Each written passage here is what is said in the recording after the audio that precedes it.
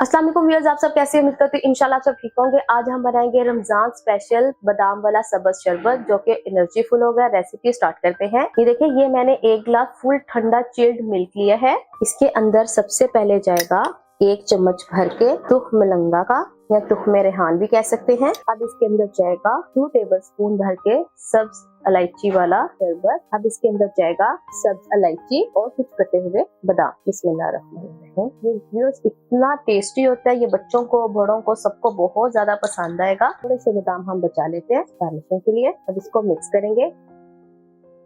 इसके अंदर थोड़ा सा हम ये ग्रीन कलर डालेंगे, ये ऑप्शनल है, सिर्फ 2 ड्रॉप्स प्यारा सा कलर देने के लिए मिक्स करेंगे।